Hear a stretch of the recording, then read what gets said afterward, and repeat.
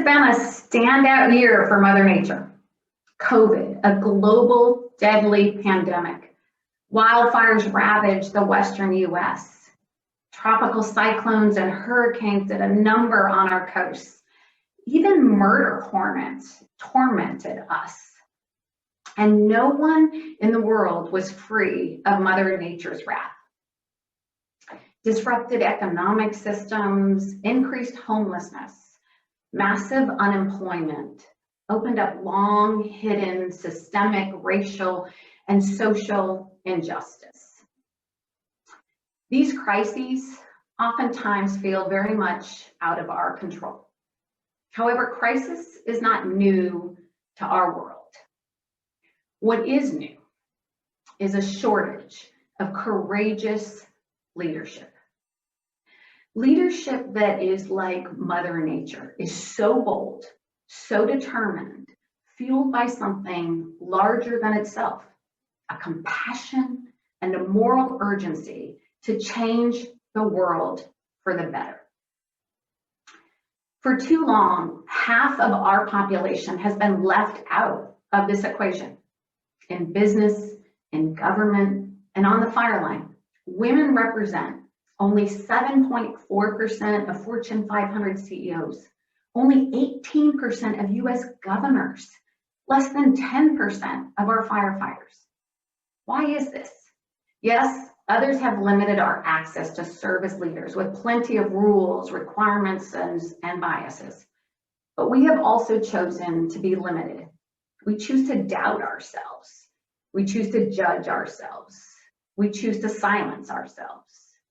We choose to follow, not lead. We choose comfort over courage sometimes. Frankly, more than ever before, we need more women speaking up, jumping in, acting out, and leading like a force of nature, like something out of others' control. First, we need to stop questioning ourselves. Since I was small, I wanted to be in public office. I had a dream to be a congresswoman, mayor of a big city, governor of a state. And this dream started really early for me. From roaming the halls of City Hall in Portland, where my father, a single parent, worked, to doorbelling at the age of 7 for Senator Ted Kulongoski of Oregon. I remember becoming so enamored by him and asked my father if I could work on his campaign at 7.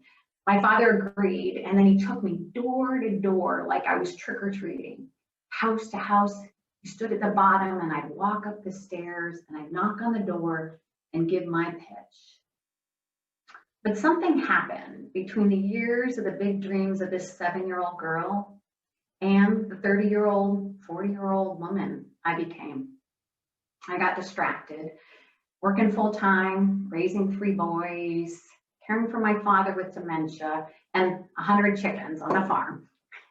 I got good with excuses too, and I forgot my 7-year-old's dream.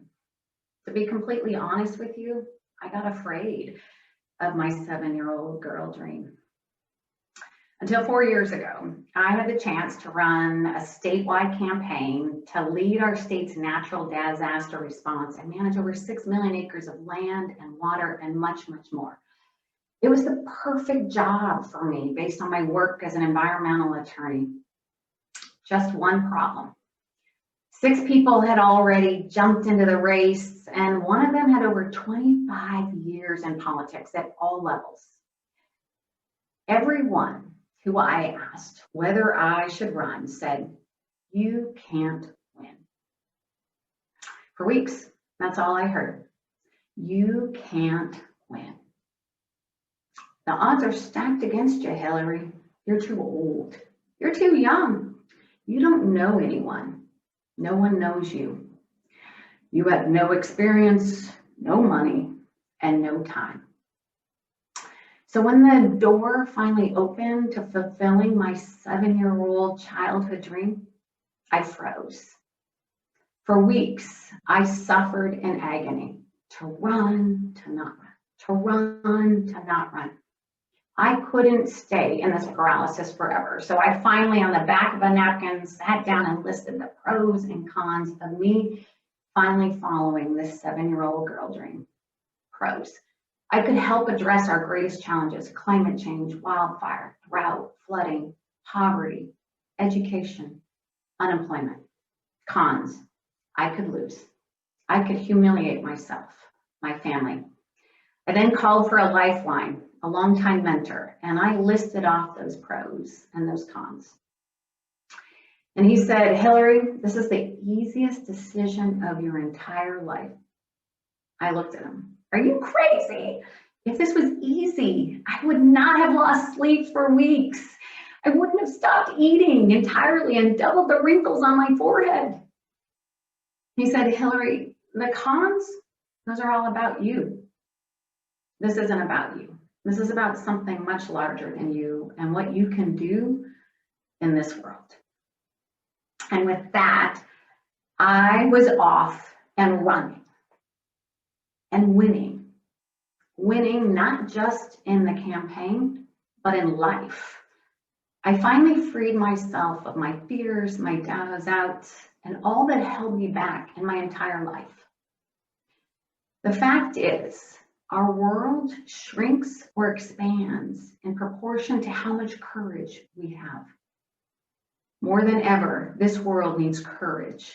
More than ever, this world needs more women who fear nothing, who shrink from nothing, who are defeated by nothing.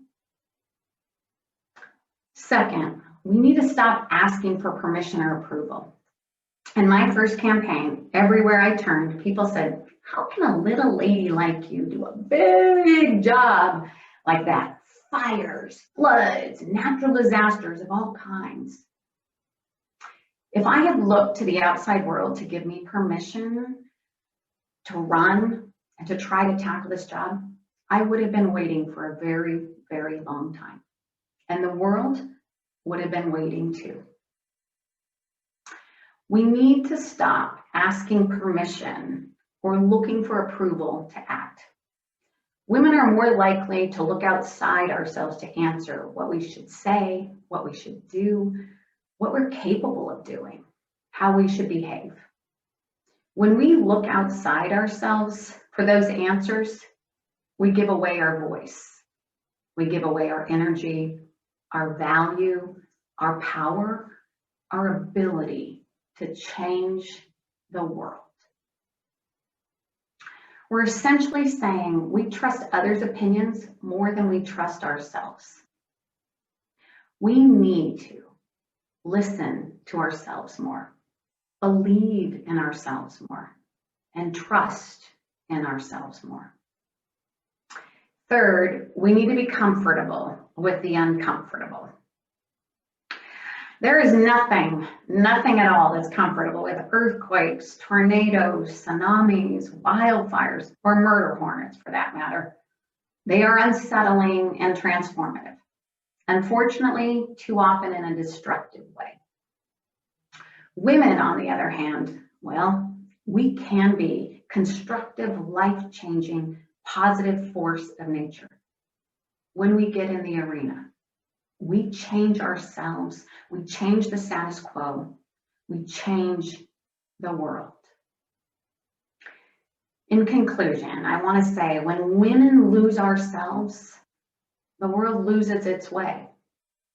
With so many challenges facing our world, we need now more than ever for women to unmute themselves, to step out of line, to get uncomfortable, to follow our dreams, our passion, and our mission, to get in the arena and be a force of nature.